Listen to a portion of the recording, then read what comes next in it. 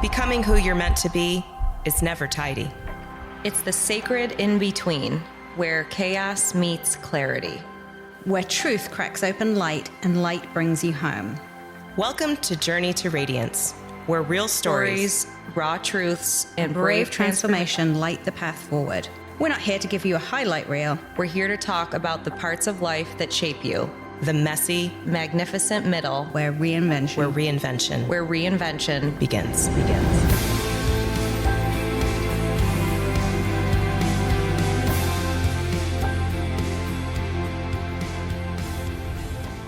Hello, welcome to Journey to Radiance. I'm Melissa. I'm Alana. I'm Joe. We're so glad that you're here. We've been doing a lot of work these last several sessions around, the personal growth work and the new awareness and just paying attention to things. And I'm just really proud of us as sisters on this journey together. We've really been engaged in communicating with one another and holding each other accountable for the journeys that we're on. And I talked about in the last episode, the significance of that is I definitely feel like I'm on a major purpose mission right now. Things feel very close to the surface. Like I feel hyper alert and aware of change. And I'm also real-time processing all the change that's happening. And it feels different this time. And it feels like I am leveling up. And at the same time, because we are so different and we have these different journeys, it feels like I'm also really surprised that it seems when I check in with you both that we're also kind of doing the same work at the same time. Mm-hmm. So there's a lot of alignment there. Mm-hmm. And so today's episode, we're really going to ground ourselves, the moment that comes after that awareness. After you see the pattern that you're operating through and you recognize maybe you want to make some changes, you're aware that you need to be on a new path or you want to do something differently, and you see those patterns, but you also don't quite yet know what to do with that. And so it's sitting in the awareness, sitting in the reality of that, and now that you know, what will you do differently? And so this episode is really going to explore kind of the awareness of that, letting go of that past version of yourself, being open to what that change may look like. But also sometimes there comes some grief and some emotion with that awareness, whether it's processing things that hadn't been fully processed before, or even just a sense of saying goodbye to that past version of yourself. I think that's one thing that surprised me is sometimes emotion comes with that. And so we want to create space in this episode to kind of process through that together. And in that process of looking back and reflection, honoring our past selves and not feeling shame about however long it's taken us to get to this place, and not sitting in the judgment of that timing and the judgment of why didn't I get this sooner? It's so clear to me now. It's just recognizing that it is a process and the timing of the process is always perfect. So this is really about integration. And I really want to frame that so that we're not living in self-criticism and we're not judging how long it took us to get here or why we're there or why we didn't get there sooner. But really just what are we going to do differently now that we have the clarity of that? And so just really want to open up. So there's a moment where you see the pattern, you recognize what you've tolerated or what you've done that you don't want to do that anymore. And there's a sense of empowerment that comes with that, right? You can feel like almost euphoric and like, I know differently now and I want to do differently now. But really, what will you do differently? So that's the question for today. That's the big question. What will you do differently? Mm-hmm. Yeah. I can kick us off. Sounds good. We talked about this earlier in the week, and we go back and forth with what we'll discuss and what's going on and what's prevalent. And you, I think, call them God taps. I call them universal nudges. When something over here says something, or someone over here says something, someone completely unrelated, not knowing the conversation here, says something that they match, and they're telling you the same thing. To me, that's the universe or something higher saying, hey, you're up. You got to deal with this. You can't ignore this because you've got too many sources coming in and saying stuff.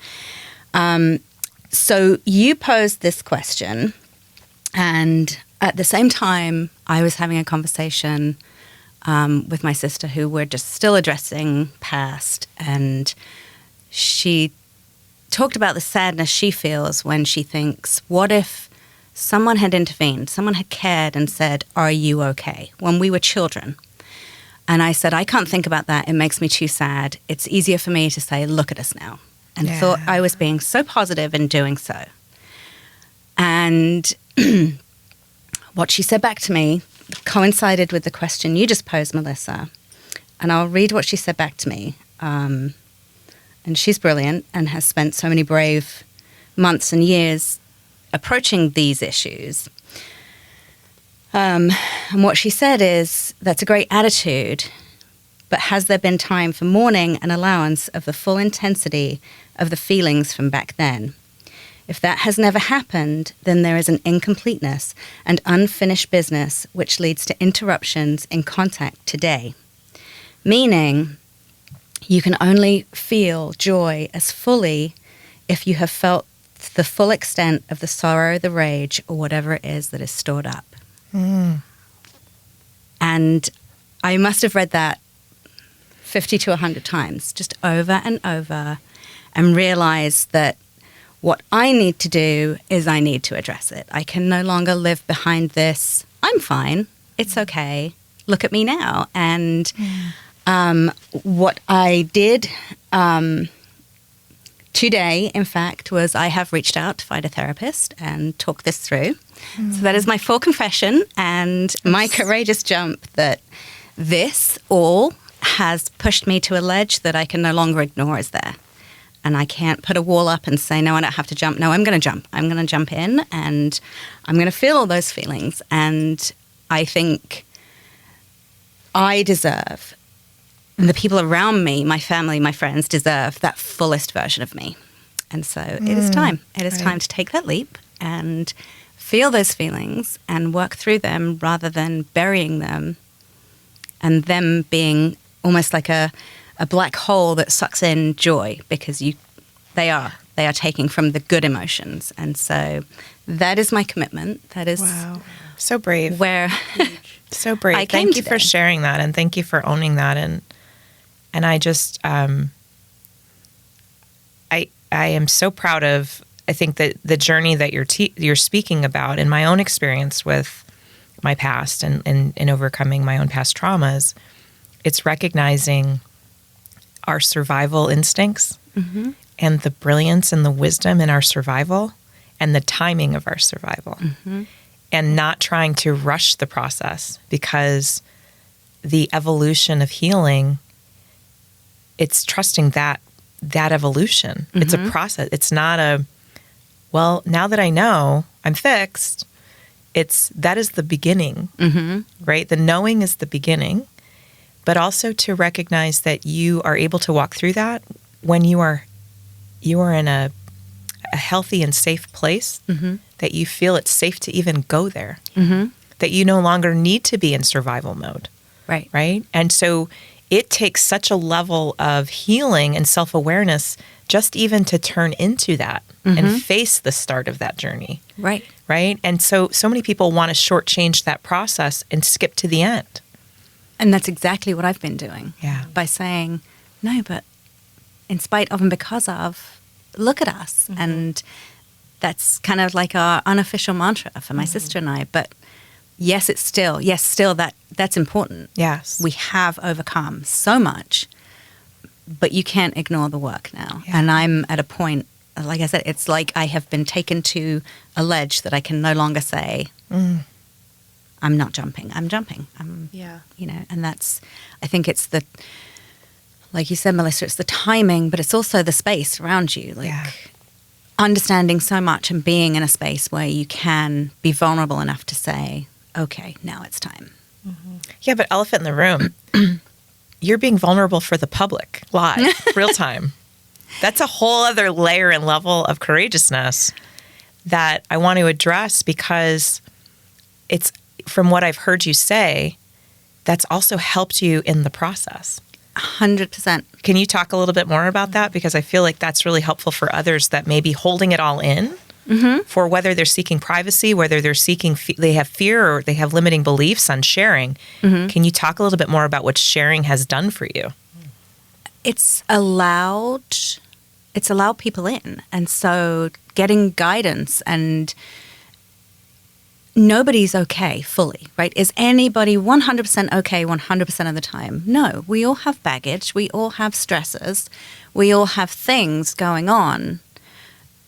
But when you acknowledge them and you put them out on the table, you allow others to say, oh, okay, you do have stuff too. Like, it makes you human to everybody else. And in doing that, people can offer support. They can offer advice. They can offer just being there, just listening, and sometimes talking you down from a high stress, high emotion state to say, let's move some trees so we can see the forest, right? Yeah. And in doing that, and this space, like none of us are trained therapists, right? That's why we're in our own lived experience, right? We're not here to tell anybody else what their journey should look like. Right. But this space, everyone who's listened to us and reached out and said, you've inspired me. I love hearing you. I understand because I've felt that. That has given that courage. It's birthed that courage, and that we're not alone. Nobody is alone in having shit going on in their lives. Right. And let's just normalize. We all have shit going on. Yeah. Right. I so admire that you are the type of person that has that attitude of, I just think of like forward momentum. You're like, yes, but we're going to be good and I'm going to have a good attitude about it. And now you have that, plus the only way out is through, right? Like you've hit the limit of your maximum expression without talking deeply about this, and you're going to hit another level of capacity when you go through it. Yeah. And you're already great. And there's more. And I think that more is more joy. Yes. More fulfillment. Yes. And it's on your time. It's on your timing, which is so true. And I guess I didn't ever really think about it. Like when you choose to, whether it's go to therapy or talk about your situation more, was there a certain line in what she said that realization came to you, or was it almost just her energy that helped? Like, how did you? I think it was the bravery that she has gone through in doing this work for as long as she has. It was the timing, because I just truly believe in those universal nudges. Like, it's your soul was right for the like, picking. And if you're open to it, then it just realizing, and like literally when I arrived, I said to you, I realized what I was going to talk about 38 minutes ago. It was, I have reread the question so many times this week, and reread her message. And I was like, they're the same thing. It's the same, like, connect the dots. It's profound. And I just want to touch on what you said too, because it's important. It goes to what you both have shared. Yes, growth is about that forward motion and getting through it, but it's also in letting go. And part of the journey, in my experience, is I have so much more that's planned for me, and I have so much more that I'm here to do, and I have to face this healing process to clear my vessel. So this is going back to the last episode where we talked about the importance of clearing our vessel so that we are prepared for more, right? For all of the other great things that are here in store, whether it's the ability to have more impact, the ability to have more joy, the ability to have more purpose and ease and all of the things. It's part of it is the purging and the letting go of the past, and that does come with grief. And that does come with a sense of, I need to face those hard feelings, because that is also part of the journey. It's to heal that so that I can let it go. Not that I have to carry that forward forevermore. It's not to be shackled to us. But it's almost in not facing it, it is shackled to us. It's everywhere we go. We're dragging it behind us. Yes. And it is like a black hole that takes other things away from you. Yeah. And that was me in terms of, like, I love to hear that it was the timing and the universe nudge for you. And I fully believe and support that.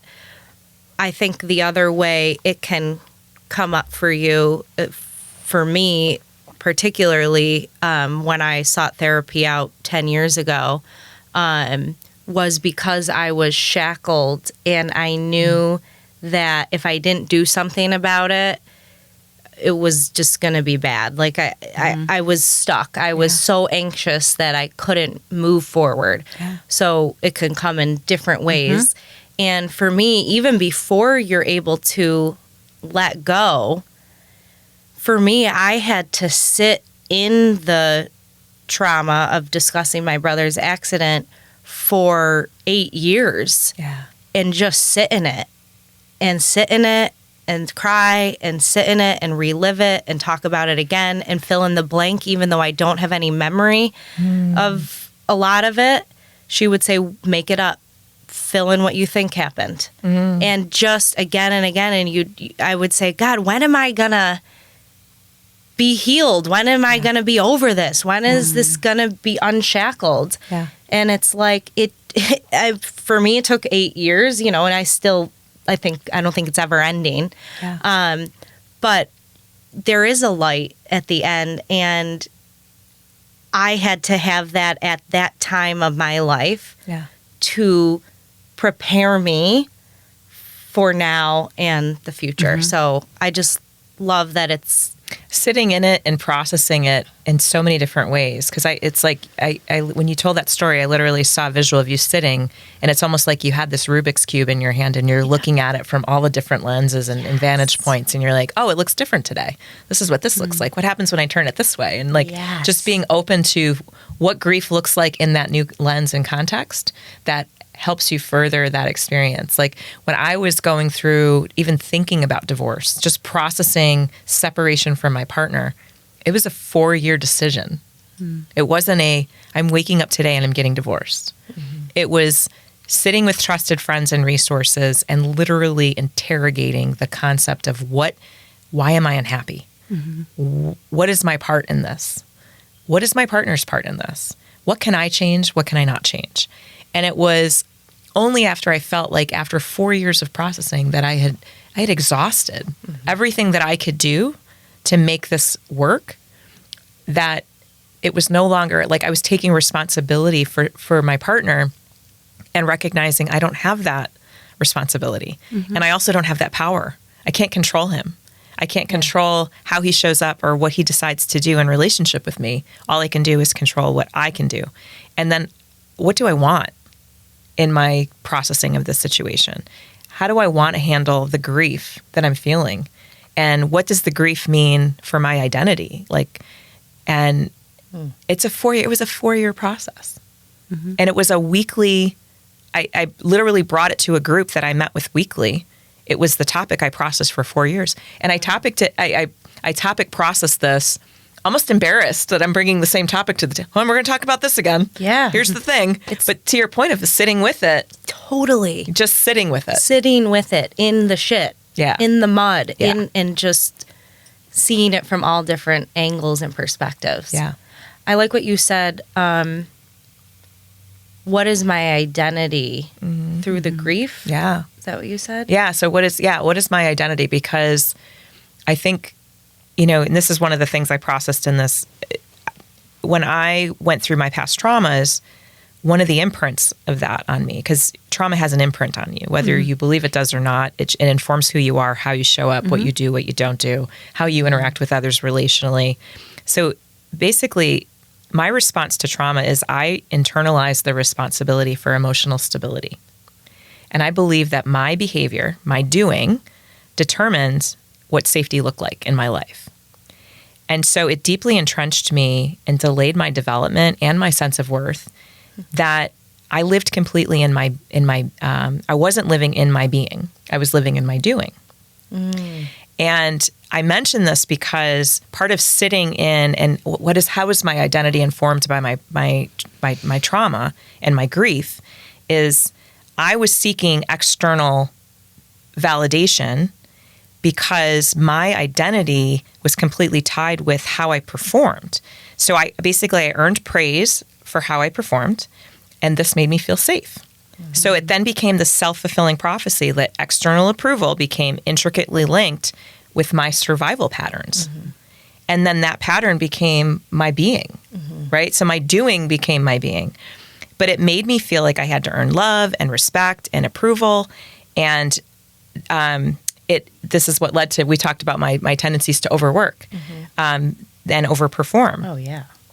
And I think this is important because the identity, when I say what is my identity in grief, it's recognizing that pattern of behavior and saying, I know I can see it now. I couldn't see it for 30 years of my life, but all of a sudden I can't unsee it, right? When you talk about being at the cliff, it's not just unseeing. You can't unsee it in your own experience, but then those God taps, those universal nudges, whatever you want, universe nudges, whatever you want to call them, they are so loud. They're everywhere. Yeah. Right. And then that very much, it becomes like I'm to the point of no return. Like to your point, I have to go through this, but it's also then recognizing there's such a misunderstanding and confusion that comes with the now. Well, now what? I see it. I can't unsee it. I know I'm supposed to focus on this, but now what? What do I do now? And so for me, it was also coupled with the awareness. And I love that you brought this to the conversation about it's not just about how it impacts me. It impacts your relationship with others. And so that grief showed up in not just my professional realm of being an overperformer, but it's also how I sought to create safety in my entire family network. Right. Right? Like when I was parenting, I was so afraid that the world is so scary for my son that I was overperforming in my relationship with him to create safety for him. So it's like those patterns and imprints not just inform how you show up individually, but then also like how you are in concert in relationship with others. And when the stakes feel super high, like in your family, like in your marriage or in your children and your relationship with children or your close, your friends, it's like it almost enhances the need to establish the stability and safety by control. Or by, we're going to be fine. Everything's fine. Everything's fine. Like this is the story you tell yourself because that's what survival looked like for you in your early life. And then that becomes a pattern behavior that you can't detach from. And then that's your operating system. Yeah. And now I can see as clear as day that my operating system is, and I've so cruelly done it to other people. When they're upset by something, I immediately try and find something positive. Yeah, but look, you're okay because it's okay now.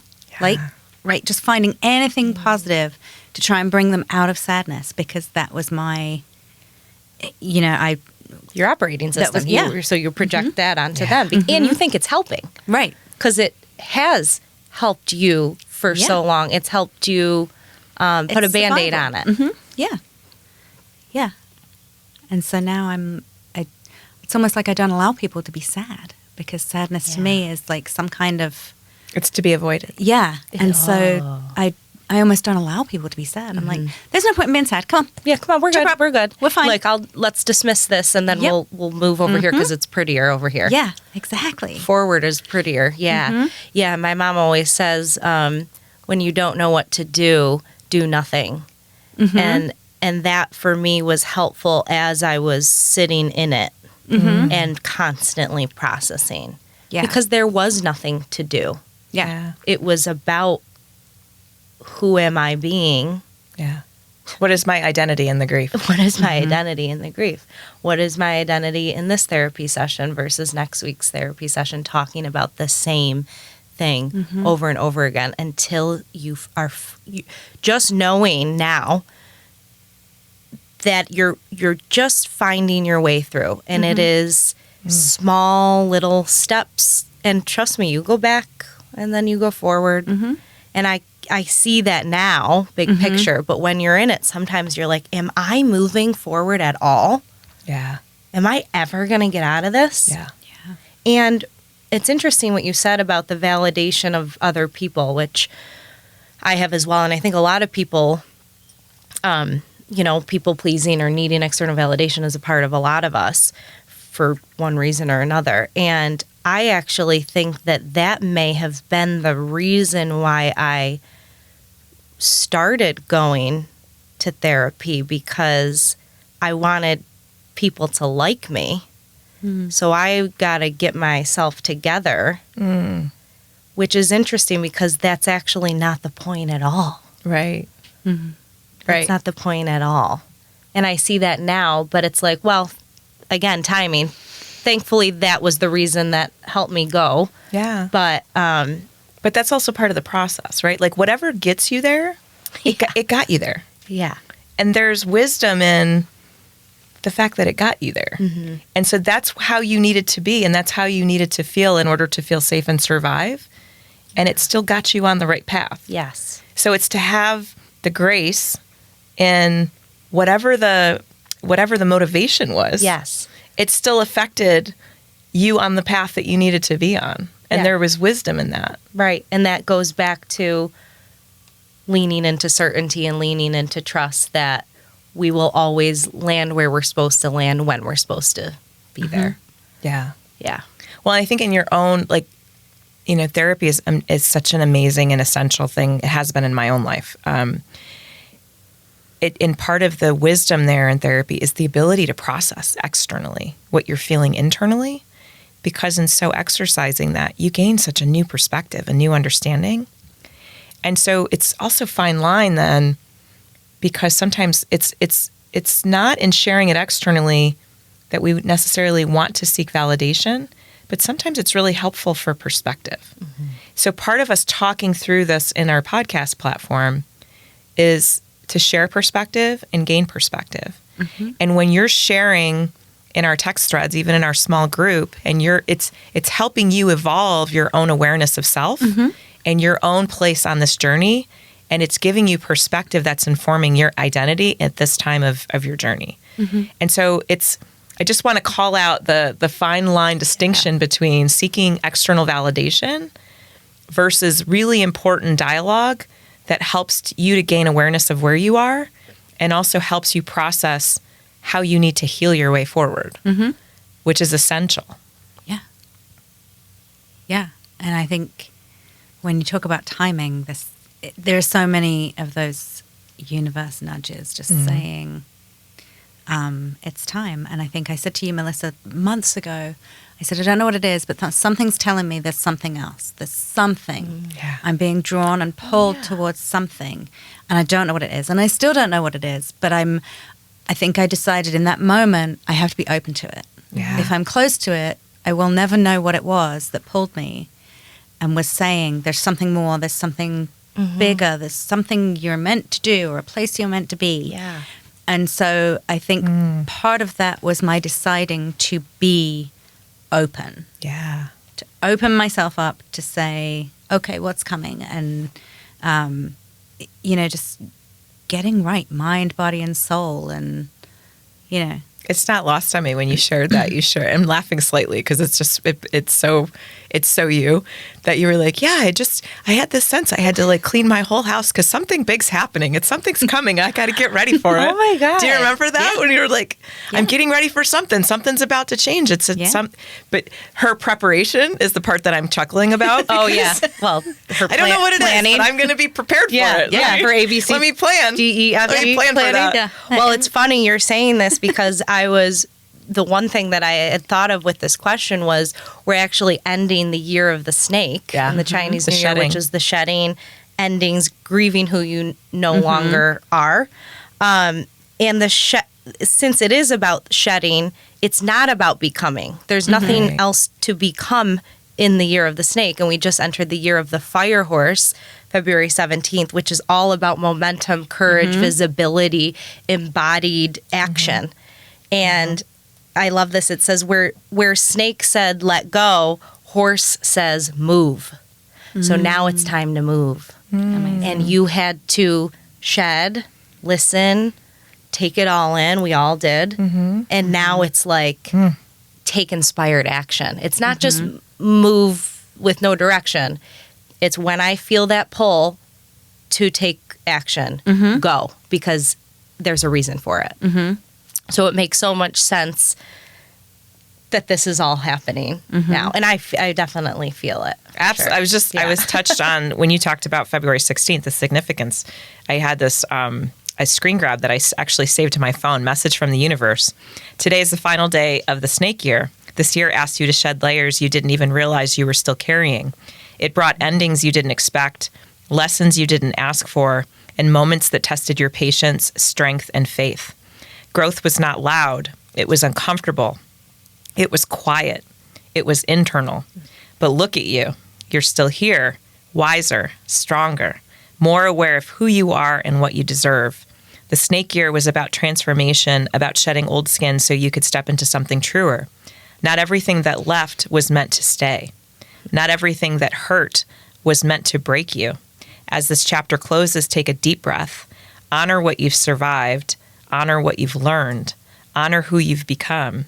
You didn't just make it through, you evolved. And be ready for the fire horse year. The doing, right? The doing. It's like time to level up. Now it's time. Get out of your own way. Yes. Get out of your So way. it's funny because I've never been in tune with all of that. And the fact that I had saved that screen grab and you just talked about it was... Because when you said the kind of grieving our old self. Yeah, the shedding. It makes so much sense. Yeah. Shedding. So just to double click now on the what will you do differently? Because it's like, okay, we have this awareness. You have done some shedding in terms of like, I don't want to do this anymore. I'm going to do it differently. But what does, like, how do we figure out, like, what does differently look like? And I just wanted to kind of explore kind of what we're doing in that space. So do you have any thoughts about what you've decided you're doing differently or what you've experienced? Sometimes it's an experiment. In my experience, it's like, I'm going to try this. I'm going to do something a little different. I've never done it this way before. Let's try that. Right? Yeah. So for me, it is reaching out to a therapist and committing to it. Yeah. And I want full accountability. I want people to hold me accountable. Like anyone who's listening and new ladies, when was your last session? Yeah. Okay. I don't have to disclose everything, but no. Is it happening? Is it happening frequently? I need that because I will quit. I will bail when it gets hard. I will. Yeah. Or if I don't feel I'm moving, like you talked about, sometimes you feel like you go backwards and you're just having the same conversation on repeat. That's when I will. No, stay the course. Yeah. Stay the course. Yeah. And I think on that is, it's what are your needs through that process? I'm not suggesting you answer it live in this moment, but what are your needs? Like, do I want to be challenged? Do I need to be challenged? And I'm differentiating between want and need, because sometimes we face the discomfort and we retract from it. So what do I want? What do I need? And then also, like, how will I know it's working?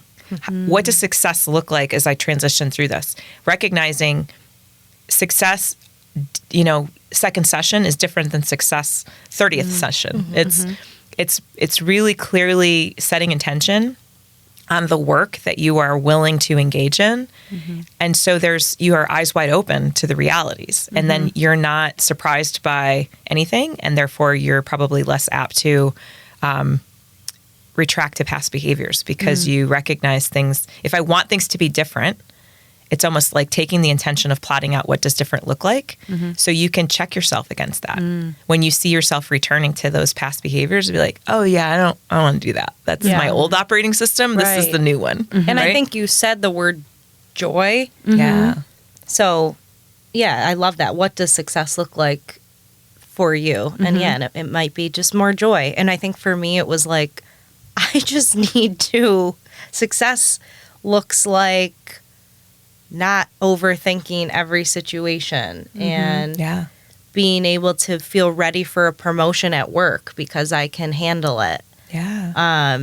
It looks like being ready for a new relationship. This was after my divorce, kind of during the divorce. So it's cool knowing, because I was in therapy for 8 years and who knows if I'll be back, and I'm open to that. But year 1 success was so different than year 6. Yeah. So that's cool. And I didn't actually define that for myself. Yeah. So I like that you're posing that question. Yeah, I think just really and just to test alignment, because let's be clear, like in my experience, I've been 30 years of therapy. probably not, I'm not in a session right now. I'm not actively with someone right now, but there has been the right person for the right season. And it's really important that I get clear on what does this season need to be able to validate that the help that's being offered, the support that's being offered is aligned with what I desire, what does success look like?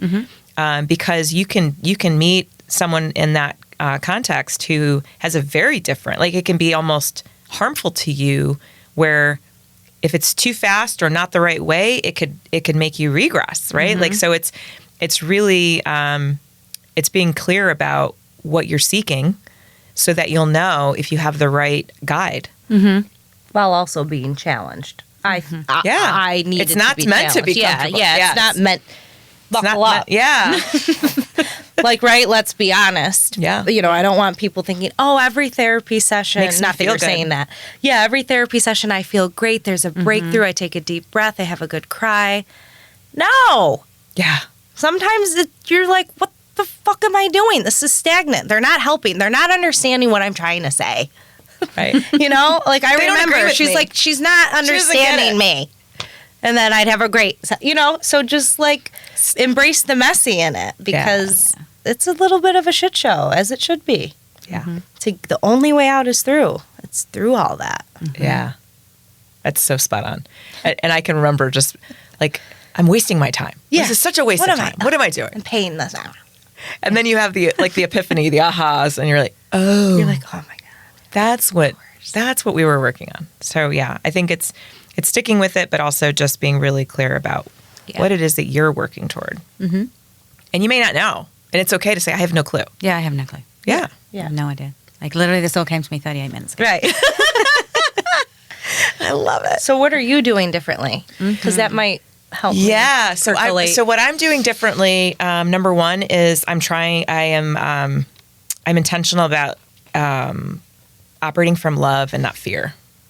And so it's really, how am I showing up? And hopefully you've seen the evolution in my professional side of things, where, shit's popping off. And in the past, I was popping off with it. I'm like, oh my God, that happened? We must be bankrupt. Or, oh my gosh, that happened? I'm like 3 seconds away from going out of business. And like, it was so tumultuous. And now I'm like, okay, well, I still acknowledge the fear. The fear always shows up. It's not that processing is now the void of fear. It's that I don't need to react to the fear. So the fear's there.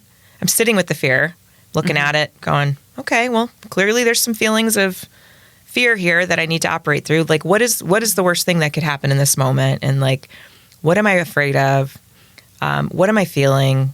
Like, and sometimes it starts, before it starts with the true clarity of awareness, it's, what's in my body. We talked about the back straps and all the, we have the same pressure points in my right shoulder blade. So those things start to show up. Sleep disruption. I'm irritable. Those are the signs. Okay, I'm in fear. Something's happening here. And then being, quiet enough and really exploring that. And then just trying to, when I make a decision, it's before it's made, where's the decision coming from? What is the source of decision? And then just trying not to be so attached to the outcome. Just to say, this is the decision I'm making. And guess what? I'm going to be okay if I make the wrong decision. Yes. After it's made, I'm going to shift. It's going to be okay. Yeah. I can make a change. Yeah. It's not like, oh my God, I made that decision. Now I can never make another decision that's going to be okay ever again. Yes. Right? Like, which is what my whole internal dialogue and feelings were for so Totally. long. Yes. There's something, my old boss used to say it to me, and hopefully I'll get it decently right, but he said something like, because when I would be almost like paralyzed to make a wrong decision, he was like, listen, you'll make 100 decisions a day, and 80 of them will be okay, 10 of them will be dead spot on, and 10 will be dead wrong. And there's still tomorrow. That's right. So it's like, just be okay with the outcome, detach from the outcome. Yeah, detaching from the outcome. And also, I used to be operating in such self-judgment when I wasn't optimized. What's that mean? Optimized, like most of my life is a level up game. Every day. You must be better. It took me 15 minutes to get ready yesterday. I'm going to do it in 12. Oh, Lord, this sounds stressful. It is so stressful. And I'm not suggesting this for anyone because I am my own worst enemy. It's like I am in a constant state of growth. I'm in a constant state of self-improvement. And so in that lens, I was always like, how do I be better? How to be stronger? How do I be smarter?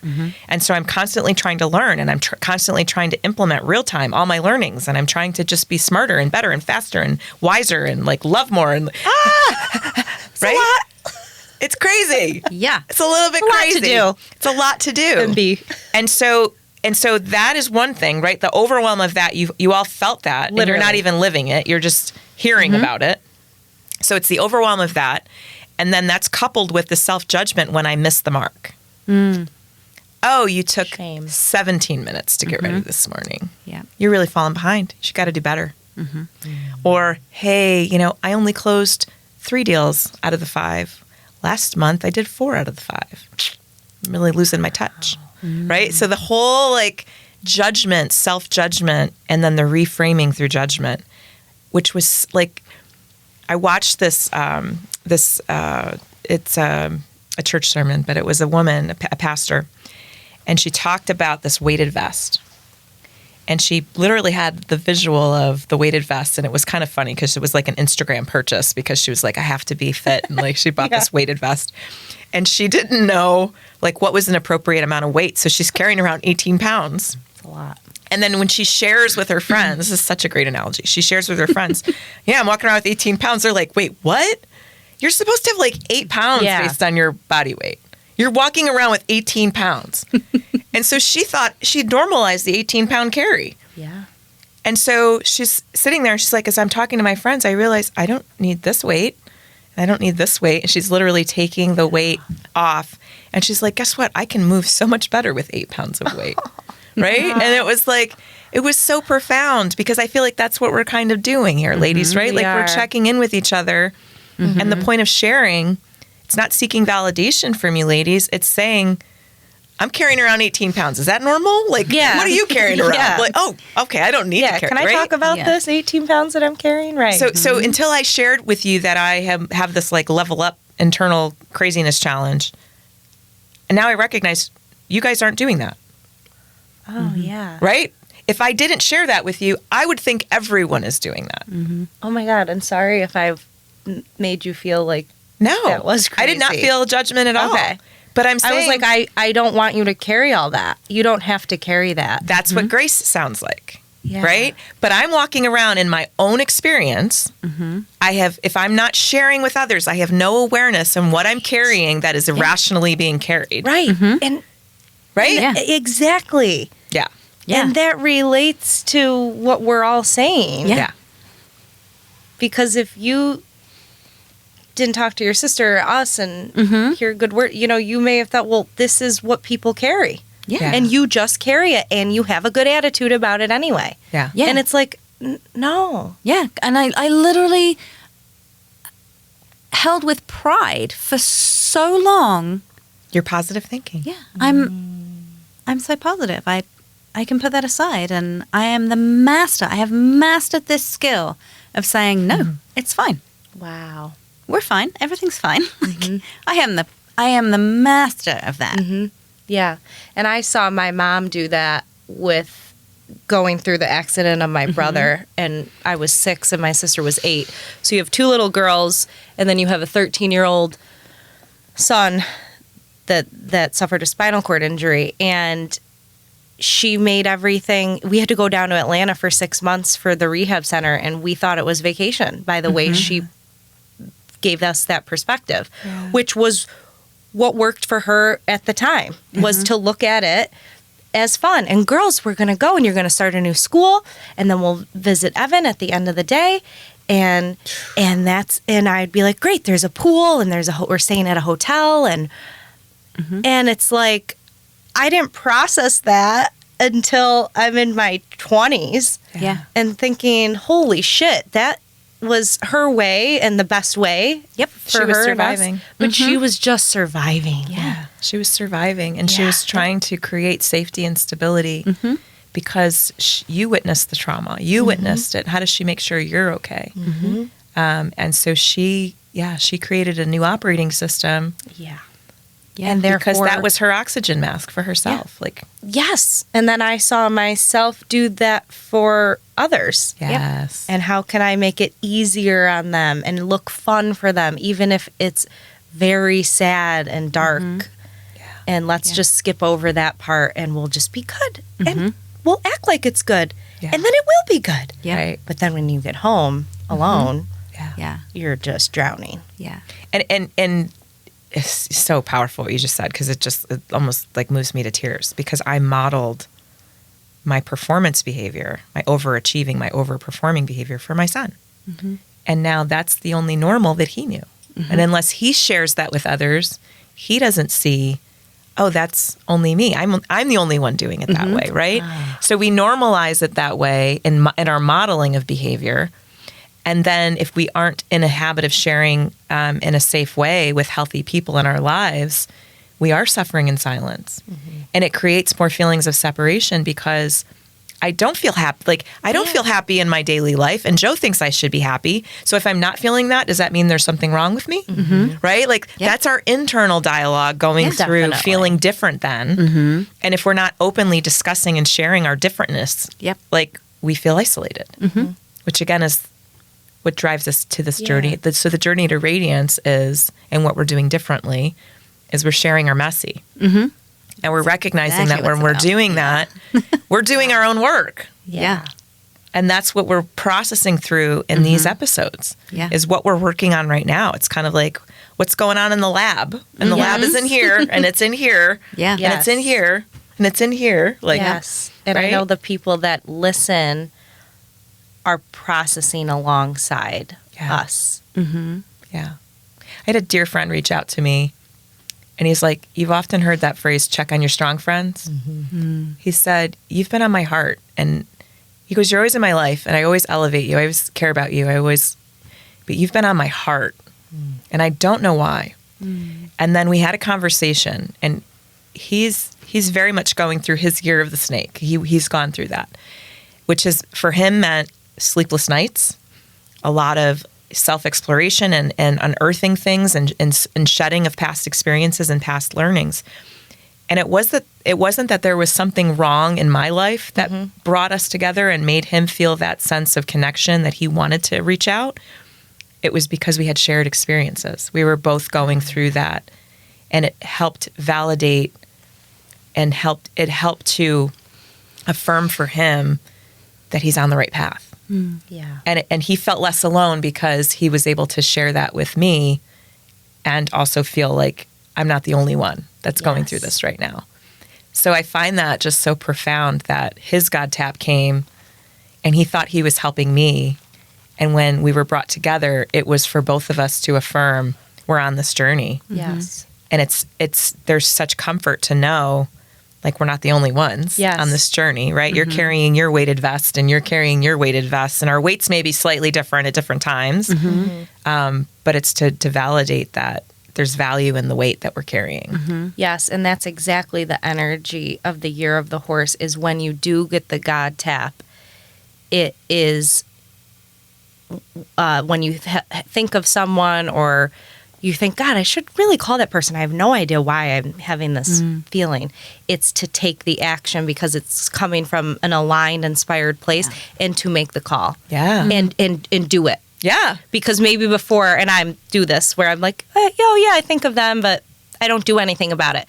But they say that this is the time to do it. And that's so funny you said that, because he literally said, you know how many times I've had that in the past where a thought pops in and I didn't act on it? He goes, I couldn't unhear it. Yes. It was so like, you do it now. Like, that internal knowing that I must do this. Yeah. And it wasn't just me he reached out to. He had several other friends that popped in, but then he figured out the wisdom of the why in those conversations. And then he started to have better alignment because of processing and actually doing. Yes. So, yes, love that. Of what to do.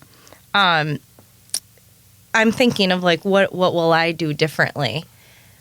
And I'm still thinking about it, but I'm thinking, like, for me, it's really just being brave enough to trust myself, because I think, before I was kind of shedding and learning, and I've had some recent conversations of like some people maybe not quite, everybody's got an opinion and how you should run your business and what you shouldn't post, what you should post. And what I'm going to do differently and what I am trying to embody is trusting that my voice has value and what I'm saying is for the people that need to hear it. And not everyone has to understand that. And to me, 8 years ago, people not understanding me or loving it would be absolutely heartbreaking to me, because I want you feel everyone. soul exposed. Yes. Like, because it's such high meaning for you. Yes. And they say, like, if you had all 8 billion people in the world dislike you, would you be okay? Do you know who you are to that extent that even if your family hated you and every billion person was staring at you and they are discrediting your work or your looks or your relationships, you need to feel so good about who you are and what you stand for and what you believe in that you just love yourself and trust yourself. So for me, it's like, it's about now standing in it and moving forward with that. Yeah, I love that. I'm always so suspicious and questioning of people that come with advice. Yeah, I know. And I love that. I think I heard it once. Like, don't ever take if you wouldn't swap lives with someone, don't take advice. Completely. Yes. Yeah. Yeah. If you wouldn't completely want to change lives with them in every aspect, right? Relationship, career, total health, person, whole person, whole approach. person. Yeah. You don't need to take their advice. Yeah. Or compare yourself to them. And that's something I actually learned through, it's the Gestalt principle. And it's basically, in my experience of understanding Gestalt, it was through a leadership development group that I was a part of. And it was the importance of shared experience. Because it's not for me to say what you should do, because I don't know your life. I don't know your realities. But I hear your story and it connects with my own experience. And if I share my experience, you're going to draw from that share what is meaningful for you. Right. Yes. And where the nuggets of wisdom are in that share, that's not for me to define or decide. That's for you to identify with. And it could be that nothing I say resonates. Yep. And that's okay too.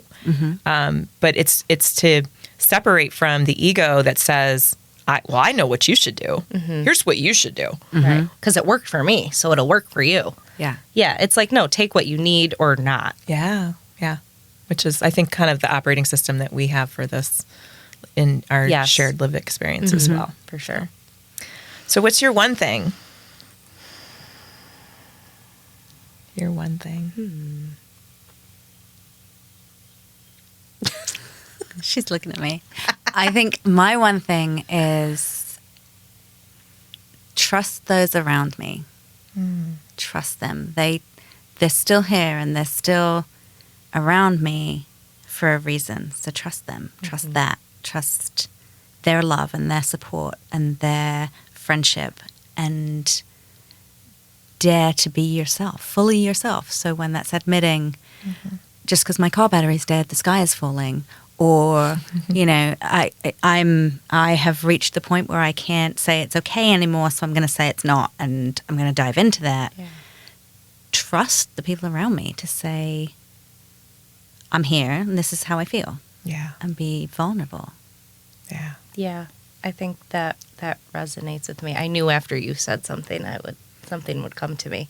I think it's like, for me, it's standing in your truth, stand in my truth, because even if you're getting opinions from other people, if you almost fold or mold into what they say, when you get home, you're going to be like, why did that's not actually what I wanted to say, or that's actually not what I believe to be true.